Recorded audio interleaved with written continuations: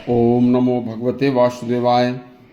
आज के प्रसंग में मुस्लिम शासन काल में वह 5 टैक्स जो केवल हिंदुओं पर लगाए जाते थे, जिनके कारण हिंदू जनता बहुत परेशान और दुखदाई थी, उन्हें सुनकर आपका हृदय कांप उठेगा। सुनिए।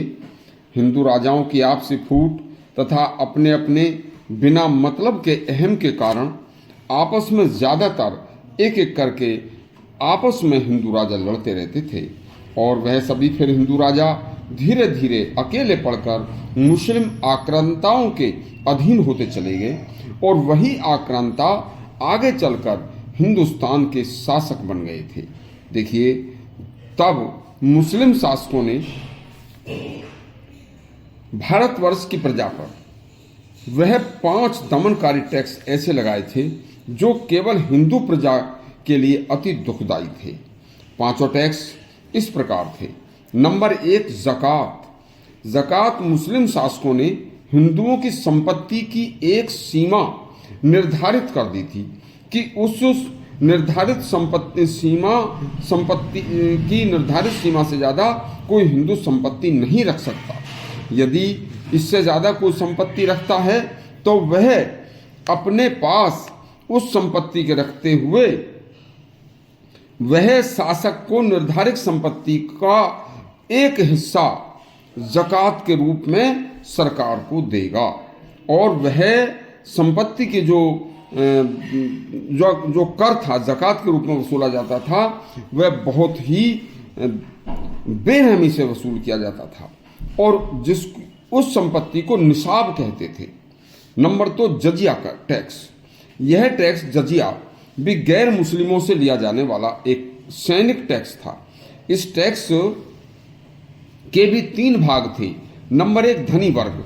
जो हिंदू धनाढ्य होते थे उनसे प्रतिवर्ष 40% प्रति व्यक्ति प्रति वर्ष लिया जाता था। और नंबर 2, मध्यम वर्ग। यह जजिया टैक्स के हैं।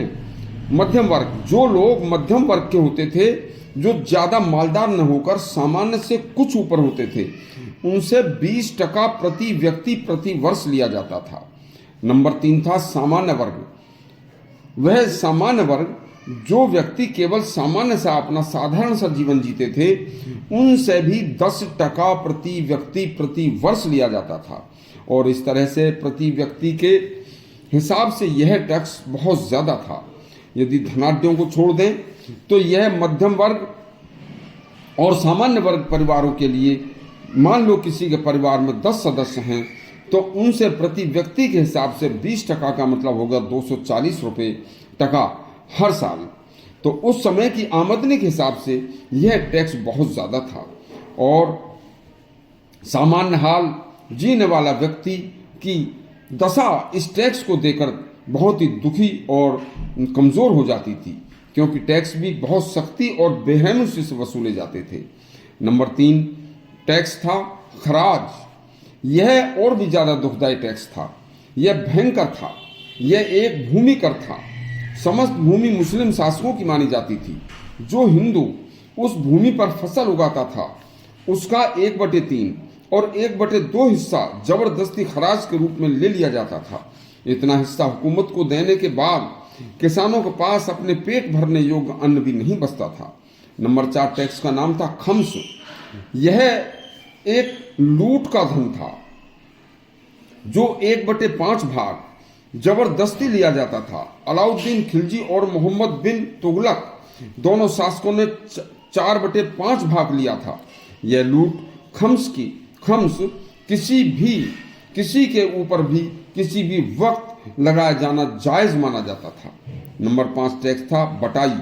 यह बटाई टैक्स किसानों पर लगान निश्चित करने की एक प्रणाली थी, जो कि 3 तरह की होती थी। नंबर 1 थी बटाई, जिसमें खेत बोने के बाद ही खड़ी फसल के ही समय पर सरकार का हिस्सा बांट दिया जाता था, जिसे सरकारी कर्मचारी काट कर ले जाते थे। दूसरा प्रकार था लंक बटाई। इसमें से फसल काटने के बाद भूसा अलग किए जाने के बाद, भूसा किया जाने से पहले ही राज्य का हिस्सा उठा लिया जाता था। तीसरा प्रकार था रास बटाई।